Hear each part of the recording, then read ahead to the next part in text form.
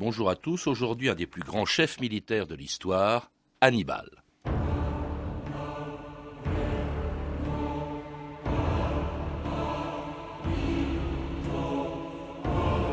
Tu sais vaincre Hannibal, mais tu ne sais pas profiter de la victoire.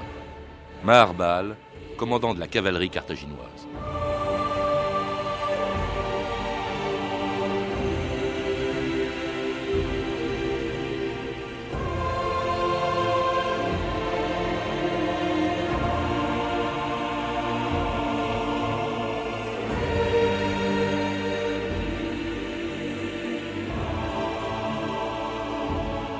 « 2000 ans d'histoire.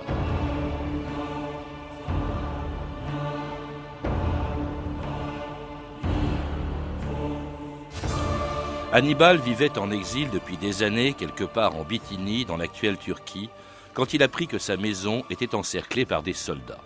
Mais plutôt que d'être livré aux Romains, il préféra se suicider en buvant le poison qu'il portait toujours sur lui.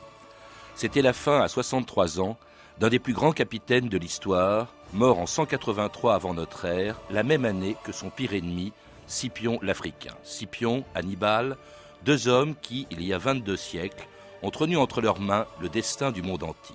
Sans la victoire de Scipion sur Carthage, Rome ne serait jamais devenue un empire, et sans Hannibal, on aurait peut-être oublié Carthage, et ce moment extraordinaire où, en faisant traverser les Alpes à ses éléphants, le général carthaginois avait fait trembler le Sénat romain.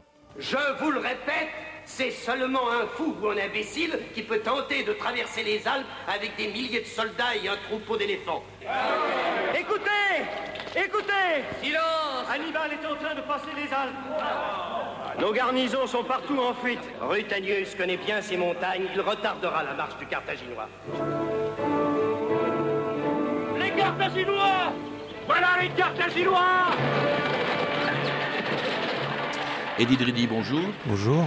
Alors c'était en 218 avant notre ère, il y a plus de 2200 ans, un des exploits militaires les plus célèbres de l'histoire, les éléphants d'Hannibal qui franchissaient les Alpes pour attaquer Rome. C'était le début de la deuxième des trois guerres puniques qui vont opposer Rome et Carthage. Carthage dont il ne reste pratiquement aujourd'hui que des ruines, mais qui était, vous le rappelez dans un livre, Carthage et le monde punique, qui était en fait une très grande puissance à l'époque d'Hannibal. C'était même plus puissante que Rome. Absolument. À l'époque des guerres puniques, Carthage était, et depuis plusieurs siècles, Carthage a été fondée, d'après les sources, en 814 avant Jésus-Christ par Alissa, donc beaucoup de monde connaît l'histoire. Par des Phéniciens, en fait. Par les Phéniciens, oui. Plus précisément par des Tyriens. Et depuis 814 avant Jésus-Christ jusqu'à la fin des guerres puniques, la troisième, donc qui se conclut par la destruction définitive de Carthage, la principale puissance du bassin occidental de la Méditerranée était Carthage. Oui, c'est assez extraordinaire puisque elle contrôlait, alors évidemment la Tunisie, c'est le berceau, c'est là que se trouve Carthage, à côté de Tunis, mais il y avait aussi la Libye, l'Afrique du Nord, le pays des Numides, le sud de l'Espagne, les côtes de la Corse, les côtes de la Sardaigne, et de la Sicile. C'est d'ailleurs à propos justement de la Sicile que va se déclencher la première des trois guerres puniques. Pourquoi dit-on guerre punique quand on parle des guerres entre Carthage et Rome ?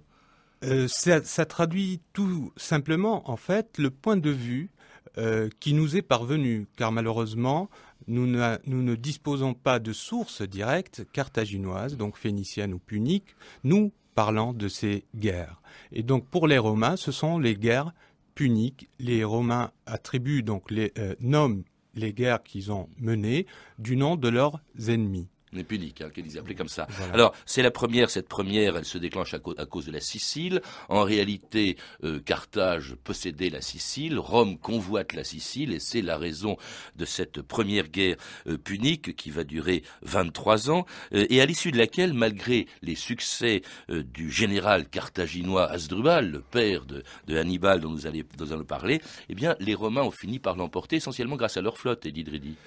Oui, absolument, ce qui est d'ailleurs paradoxal, car les Carthaginois, en dignes descendants des Phéniciens, sont d'hardis marins.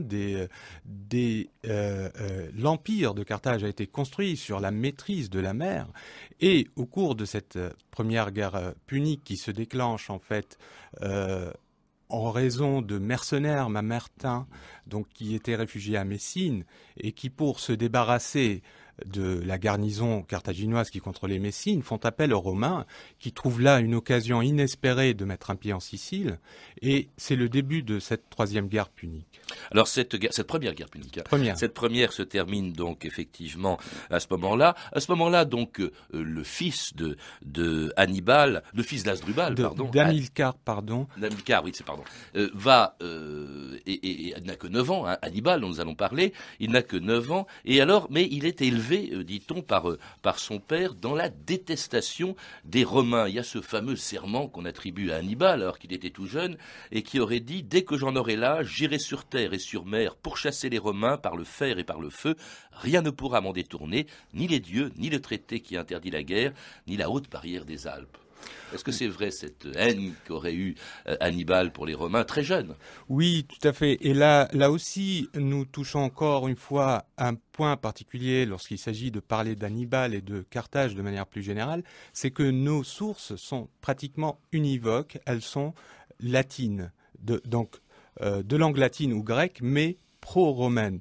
Et donc, c'est dans ce cadre qu'a été probablement reconstruit, rédigé après coup, donc cette espèce de serment qui va en fait cristalliser les choses et donc mettre en scène d'une certaine manière cette haine soi-disant attribuée à Hannibal, qui n'est probablement pas vraie, du moins elle n'a pas pris ces formes, les formes que nous relatent les sources. En tout cas, qui expliquerait, selon les Romains, des raisons justement du déclenchement de la deuxième guerre punique, lorsque Hannibal, à 26 ans, prend en Espagne la tête d'une armée très hétéroclite avec laquelle il allait déclencher la deuxième guerre punique. Là-bas, ce sont les Libyens.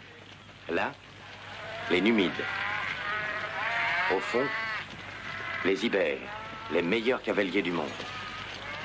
Et ceux-ci, ce sont mes Carthaginois, des hommes qui endurent toutes les fatigues et toutes les souffrances. Maintenant, je vais te montrer mes armes les plus puissantes. Ce sont mes éléphants, les bêtes les plus fortes que la Terre ait jamais connues. Regarde-les bien. Voilà leur masse énorme. Rien ne peut les arrêter. N'aie pas peur. Ils ne sont méchants qu'au combat. Quelle est leur tâche dans la bataille? La plus simple qui soit. Abattre tout ce qui se trouve devant eux. Les éléphants de Hannibal et d'Hydridis étaient en quelque sorte, au fond, les premiers chars de l'histoire, encore qu'on les avait déjà utilisés. Je crois qu'Alexandre en avait utilisé en Inde. Mais c'était fabuleux, ces éléphants. Tout à fait. C'est comme vous le dites si bien, c'était effectivement des chars, en tous les cas des armes qui effrayaient l'ennemi et qui ont été, comme vous venez de le dire, donc utilisés pour la première fois, du moins dans le monde méditerranéen, par Alexandre, qui les a vus en œuvre en Inde. Et les Italiens, contrairement à ce qu'on peut souvent penser, les connaissaient déjà avant l'arrivée d'Hannibal, parce que Pyrrhus, un cousin d'Alexandre, a mené des campagnes en Italie, et donc les Italiens, de manière générale, ont eu affaire à ces éléphants, et d'ailleurs, le premier nom qu'ils leur ont attribué, c'est bœuf lucanien. Ah oui. Alors cela dit, ces éléphants, ils vont quand même faire quelque chose d'extraordinaire avec Hannibal. Ils vont traverser les Alpes, même les Pyrénées, pour attaquer l'Italie, avec une armée aussi, on l'a entendu dans cet extrait de Péplum, avec une armée très composite, des Numides, c'est-à-dire des Nord-Africains, il y avait des Libyens aussi, des Ibères, c'est-à-dire des Espagnols. Il y avait, c'était une armée de mercenaires, contrairement à l'armée d'Hannibal, contrairement à l'armée romaine. Tout à fait, et c'est l'un des aspects qui caractérise l'armée carthaginoise, contrairement aux armées grecques et plus tard romaines qui étaient exclusivement constituées de citoyens. Les citoyens carthaginois ne participaient pratiquement pas aux guerres, du moins les guerres sur terre et en tant que simples fantassins. Ils avaient le commandement pour la cavalerie, les fantassins, et dans la marine, ils agissaient dans la marine. Alors c'est une force, c'est aussi une faiblesse, parce que les révoltes de ces mercenaires, elles sont célèbres. Ils se sont souvent révoltés contre Carthage. Tout à fait, et c'est là, peut-être, là vous pointez du doigt, peut-être l'une des principales faiblesses de Carthage et de l'armée carthaginoise, c'est qu'il n'y a ce sentiment de patriotisme, d'attachement à la terre qu'ont ressenti les Grecs puis les Romains. Les armées carthaginoises ne l'avaient pas. Les mercenaires se battaient pour de l'argent et essayaient, dans la mesure du possible, de conserver leur vie pour profiter de cet argent. Mais lui-même, Hannibal, est-ce qu'il se sentait justement, est-ce qu'il avait cet attachement au sol, à Carthage? Est-ce qu'on peut parler déjà d'une espèce de patriotisme carthaginois avec lui? Il y a effectivement plus que d'un patriotisme, je parlerai d'un projet politique. Hannibal a passé plus de temps à l'extérieur de Carthage qu'à Carthage. Il est parti, comme vous venez de le dire, à 9 ans.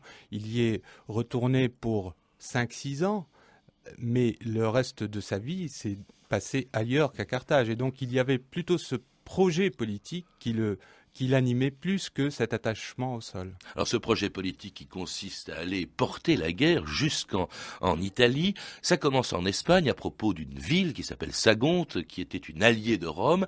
Hannibal s'en empare et de là, il va alors mettre 5 mois avec toute son armée à traverser les Pyrénées, le sud de la France, et puis alors cette fameuse traversée des Alpes. On n'a jamais très bien su où il avait passé les Alpes, Eddie Dridi.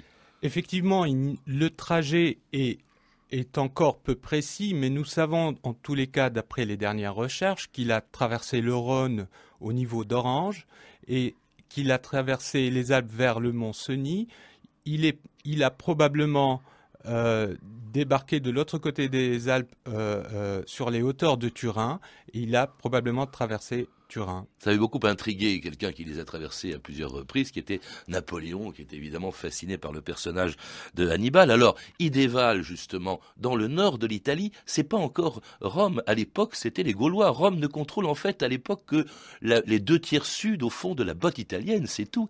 Et donc, il traverse ce pays gaulois. Il va même enrôler, je crois, un certain nombre de Gaulois, s'allier avec eux, descendre le long de la botte italienne, remporter deux victoires importantes sur les Romains, la Trébie en Émilie, et puis au lac Trasimène. Et là, les Romains mesurent la puissance de cette armée carthaginoise et la stratégie d'Hannibal. Absolument. Hannibal traverse pratiquement dans la même année, ou disons en 2 ans, il part d'Espagne, traverse les Pyrénées, les Alpes et inflige 2 défaites aux Romains. C'est véritablement l'expression d'une guerre éclair. Les Romains sont sous le choc, ils ne comprennent pas très bien ce qui leur arrive, ils ne pensaient pas être aussi vulnérables, et surtout de la part de Carthage qui venait de mettre pratiquement à genoux à l'issue de la première guerre punique. Alors ils ont peur, mais ils comprennent ça d'autant moins bien, Eddie Dridi, qu'au lieu de s'en prendre à Rome, d'aller directement vers la ville de Rome, qui semble désormais extrêmement vulnérable, eh bien, Hannibal et son armée contournent la ville par l'est pour arriver le 2 août 216 sur les lieux de ce qui sera une des plus grandes batailles de toute l'histoire, la bataille de Cannes. De cette journée dépend le destin de Carthage. Si la bataille est perdue, un grand nombre d'entre nous seront anéantis et les autres seront réduits en esclavage. Mais si nous vainquons, nous serons maîtres de la ville de Rome et de tout son empire. Hannibal, les Romains commencent à avancer. Que le centre se replie et cède du terrain. Les Romains vont donner dans le piège. Allez tous rejoindre vos commandants. Et qu'aucun soldat romain ne quitte Cannes vivant. Les Carthaginois font un mouvement de retraite. Le moment est arrivé. Marchons à la bataille. Nous enfoncerons leur ligne. Varron est encerclé. Conduisez-moi Paulus Emilius. Bien des pères ont à pleurer un fils aujourd'hui. Les dieux ont voulu châtier les Romains. Et c'était un autre extrait d'un péplum de Carlo Ludovico Bragaglia, Hannibal, qui en 216 remportait sur les Romains ce qui, dites-vous, est une des plus grandes batailles de l'histoire. Cannes, précisons-le tout de suite, ce n'est pas sur la côte d'Azur, c'est pas la Croisette, mais c'est tout à fait au sud de la botte italienne, dans les Pouilles. Pourquoi est-ce que c'est une des plus grandes batailles de l'histoire, selon vous, Eddie Driddy? Alors, plusieurs éléments. Le premier, à cause du nombre de soldats engagés dans cette bataille, qui frôle les 150 000, du moins pour les fantassins déjà, entre Carthaginois et Romains. Un autre aspect, c'est cette impression que et c'est une réalité, que c'est un moment clé de la guerre menée par Hannibal en Italie. Rome pense en finir à l'issue de cette bataille et expulser Hannibal. Et pour Hannibal, c'est l'occasion ou jamais de mettre à terre Rome et d'entamer la deuxième partie de son plan qui est plutôt diplomatique. Il y a aussi le carnage. Alors, je ne sais pas si les historiens romains qui ont raconté cette bataille exagèrent. Ils ont parlé de 70 000 morts du côté romain, dont un des deux consuls qui commandait l'armée romaine, qui est Paul Émile, l'autre étant Varron, qui rentrera piteusement à Rome. C'est évidemment une perte tout à fait considérable, Eddie Driddy. Absolument. On a rarement vu ça dans l'histoire. Tout à fait, c'était un véritable massacre. Dû d'une part à cette espèce d'inconscience de la part du commandement romain et bien sûr au génie d'Hannibal, à la stratégie employée par Hannibal qui a fait que les soldats romains se sont trouvés pris dans une nasse et qu'ils avaient très peu de chances de s'en sortir. On dit que cette stratégie était tellement exceptionnelle qu'elle est encore enseignée aujourd'hui dans les écoles militaires 2200 ans après. C'est assez impressionnant. Alors, stratège, évidemment, c'est un grand stratège, Hannibal. Il y a le chef de sa cavalerie qui disait « Tu sais vaincre Hannibal, mais tu ne sais pas profiter de ta victoire ». On l'a entendu en début d'émission, et ça, c'est vraiment tout ce qui caractérise Hannibal. Car, au lieu, toute l'armée romaine est écrasée, il n'en reste, elle était pulvérisée. Au lieu d'aller à Rome, il n'y va pas. Alors là, on n'a pas compris pourquoi. Il était resté en quelque sorte l'arme au pied, et pendant 13 ans, c'est assez extraordinaire quand même quand on y pense, entre le moment de la bataille de Cannes et le moment où il quittera l'Italie, 13 ans en Italie sans jamais menacer Rome. Ça, c'est quelque chose qui paraît incompréhensible, Eddie Driddy. Tout à fait, et c'est une question qui a tourmenté des générations d'historiens. Pourquoi Hannibal n'a rien tenté contre Rome? En avait-il les moyens? D'abord, une question. L'armée d'Hannibal... il vient d'écraser cette armée romaine. Mais l'armée d'Hannibal était une armée adaptée pour les guerres en plaine, mais peut-être pas adaptée à mettre le siège devant une ville de l'importance de Rome. D'autre part, ce n'était peut-être pas l'objectif d'Hannibal. Il ne voulait pas détruire Rome, ce qui remet par ailleurs en question ce fameux serment. Peut-être que son objectif était d'isoler Rome, ou du moins de la cantonner dans le Latium, et de se garder cette Italie du Sud, de culture grecque, et beaucoup plus proche de Carthage. Oui, parce que vous le dites, il cherche à isoler Rome, c'est-à-dire en privant Rome des alliés qu'elle avait conquis, mais qu'elle venait à peine de conquérir en Italie du Sud. Rome, quelques dizaines d'années auparavant, c'était simplement la capitale. Et puis petit à petit, elle a commencé à s'étendre dans l'Italie du Sud, auprès de peuples italiens qui venaient à peine d'être conquis. C'est bien ce que s'est dit Hannibal, au fond, si je vous ai bien compris, Eddie Driddy, c'est qu'il allait faire éclater cette alliance que les Romains avaient conclue avec les autres Italiens, de ce qui n'était même pas encore un empire. Tout à fait. L'Italie, à l'époque d'Hannibal, est une mosaïque de peuples qui ne parlent même pas la même langue. Dans le sud, vous avez les Samnites, les vieilles cités d'origine grecque. Comme vous le dites si bien, c'est une alliance jeune. Et donc le projet d'Hannibal, c'était de briser cette alliance, de constituer une sorte de glacis, de protectorat carthaginois dans le sud de l'Italie, ce qui permettrait à sa cité de reprendre les cartes en Méditerranée. Et c'est pour ça qu'au lieu de se battre à Rome, il préfère négocier la soumission de toutes les villes de l'Italie, comme celles dont les célèbres délices ont, paraît-il, fait perdre sa combativité à l'armée carthaginoise. Hannibal, tu ne viens pas à Capoue? On donne une fête en ton honneur. Ne serait-ce pas plutôt en ton honneur à toi? Je vais en avant, Hannibal, je t'attendrai. Ce relâchement va leur faire perdre leur ardeur belliqueuse. Laisse-les se reposer quelque temps. Quand Hasdrubal et Mahabal reviendront de Carthage, nous reprendrons la lutte. Ce sera la bataille décisive et il faudra la remporter. Sois sans crainte. Ah, les délices de Capoue, est-ce que c'est une réalité, Elie Dridi?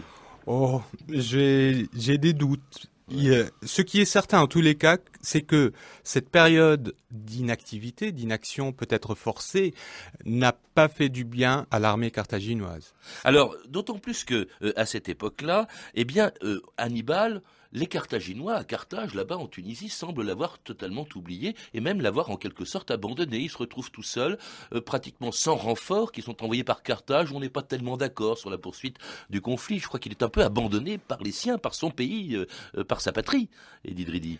Tout à fait, et c'est là un aspect aussi, l'un des paramètres qui ont joué en défaveur de Carthage, c'est qu'il y a les Barcides de manière générale, c'est-à-dire la famille d'Hannibal, la famille d'Hamilcar Barca, son père, ont été constamment en lutte contre l'oligarchie au pouvoir. Il y avait en tous les cas un parti conservateur qui ne partageait pas du tout les vues des Barcides et qui voulait conserver ses acquis et ne pas chercher à envenimer d'une certaine manière les choses de peur de perdre en fait leurs acquis. Donc on laisse Hannibal moisir en Italie, et il y a son frère Hasdrubal qui essaye de venir le sauver, il est tué, enfin bref, tout ça, ça dure. Et alors les Romains de leur côté, ils reconstituent leur armée, puis ils comprennent qu'au lieu de se battre dans de grands engagements militaires, ils pratiquent en Italie une guerre de harcèlement, et surtout, c'est là qu'apparaît un homme extraordinaire, c'est qu'ils envoient un jeune consul pour attaquer Hannibal, enfin pour attaquer les Carthaginois, non pas en Italie où se trouve Hannibal, mais Scipion va les attaquer en Espagne, et puis il va les attaquer même en Afrique, d'où son nom Scipion l'Africain, et c'est lui qui finira par clore victorieusement pour les Romains cette guerre punique par la bataille de Zama. Curieusement d'ailleurs, Scipion se trouve en face de Hannibal qui a été rappelé d'urgence à Carthage, et c'est la bataille de Zama, défaite de Hannibal, la première d'ailleurs, mais qui met un terme à la guerre punique. Et à ce moment-là, à la deuxième guerre punique, et à ce moment-là, chose curieuse, Hannibal reste quand même assez populaire, il est à Carthage, il est nommé suffète, c'est-à-dire l'équivalent à peu près d'un consul romain, et puis il va être obligé de partir en exil très loin, parce que justement l'oligarchie ne l'aime pas. Absolument, et c'est pour revenir en premier lieu à Scipion, l'un des aspects très intéressants, c'est que Scipion, qui a par ailleurs participé à la défaite de Cannes, a mis en pratique la propre politique d'Hannibal, c'est-à-dire porter la guerre chez l'ennemi. Et le premier ennemi, la source, c'est Carthagène en Espagne, pour priver Hannibal de sa base. Puis, comme vous le dites, passer en Afrique, et là, Hannibal s'est trouvé obligé de rentrer chez lui pour défendre sa ville. Et défendre et perdre cette bataille. Donc Hannibal part en exil très long pendant une dizaine d'années parce que les Carthaginois ne veulent plus de lui, en tout cas certains Carthaginois. Il se suicide en 183. Il ne verra pas, heureusement pour lui, si on peut dire, la troisième guerre punique, celle par laquelle Carthage sera totalement détruite, car elle faisait encore peur aux Romains. Et c'est d'ailleurs un autre Scipion l'Émilien, qui va détruire Carthage. On dit que ça c'était en 149, je crois, en 147, pardon, avant notre ère. On dit même qu'on a mis du sabre, on a détruit Carthage, on a mis du sel pour que plus rien ne soit reconstruit dessus. Oui, à l'issue de la deuxième guerre punique et donc la défaite d'Hannibal, Carthage doit accepter des conditions de paix très lourdes, une grande indemnité à payer à Rome, et elle s'en sort. Destruction de sa flotte aussi. Absolument, devant les Carthaginois, c'est-à-dire la destruction de leur propre puissance. Et Carthage, débarrassé de cet effort de guerre, va reprendre le commerce, va pouvoir s'acquitter même de ses dettes très tôt. Et donc faire peur aux Romains qui la détruisent définitivement bien après la mort d'Hannibal en 147. On peut se demander quand même, imaginons qu'Hannibal ait gagné la guerre, ça bouleversait complètement, définitivement la guerre, complètement l'histoire de l'Antiquité. L'Empire romain n'aurait peut-être pas existé, dit Dridi. Ah oui, tout à fait. Car au-delà de l'opposition entre Carthage et Rome, ce sont deux visions du monde qui se sont affrontées. Rome avait en germe, d'une certaine manière, cet empire, et Carthage avait une autre vision de la Méditerranée, peut-être beaucoup plus fragmentée, composée d'entités qui coopéreraient entre elles, mais pas cet empire à la romaine. Non, puis surtout Carthage aurait empêché son expansion, il n'aurait jamais existé. Je sais bien qu'on ne fait pas histoire avec des cibles, c'est important. Dites-moi, Eddie Dridi, vous êtes d'origine tunisienne. Que représente un homme comme Hannibal dans le pays, justement, où se trouvait Carthage en Tunisie? Est-ce qu'aujourd'hui encore ça évoque quelque chose pour un Tunisien? Eh bien, pour nous, Hannibal, c'est avant tout un symbole de fierté d'être tunisien, et en particulier de se dire que cette vieille terre de Tunisie est capable de produire, de faire naître des hommes capables de peser sur le monde. Et en Tunisie, Hannibal jouit bien sûr d'une grande popularité, et pour le Tunisien moyen, lui parler d'Hannibal, ça évoque pour lui, bien sûr, toute la grandeur de Carthage. La Tunisie qui était indépendante il y a 50 ans exactement. Nous en parlerons d'ailleurs très prochainement dans notre émission. En attendant, Eddie Dridi, je recommande la lecture de votre livre « Carthage et le monde punique », édité aux Belles Lettres dans la collection Guide Belles Lettres des civilisations. Vous avez pu entendre des extraits du film Hannibal de Carlo Ludovico Bragaglia, disponible en VHS chez Hollywood Video. La question du jour, aujourd'hui, pour gagner, comme vous pouvez le faire pendant 6 semaines, les 20 volumes de l'histoire universelle du Figaro en partenariat avec France Inter. Combien d'années a duré la première guerre punique entre Rome et Carthage? 13 ans, 23 ans ou 33 ans? Pour gagner les 20 volumes de l'histoire universelle dans lesquels on trouve aussi la réponse, il vous suffit de téléphoner au 32 30, 34 centimes d'euros la minute, ou de suivre les indications qui vous seront données. Inutile d'essayer de jouer par Internet ou en téléphonant au standard de France Inter que vous feriez exploser. Je répète donc la question du jour. Combien d'années a duré la première guerre punique? 13 ans, 23 ans ou 33 ans? Le 32-30 aussi, vous pouvez également retrouver tous les renseignements concernant cette émission.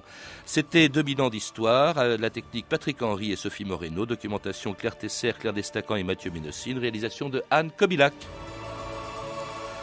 Demain et après-demain, dans 2000 ans d'histoire, à la veille de la fête de la Saint-Patrick, une histoire des Irlandais.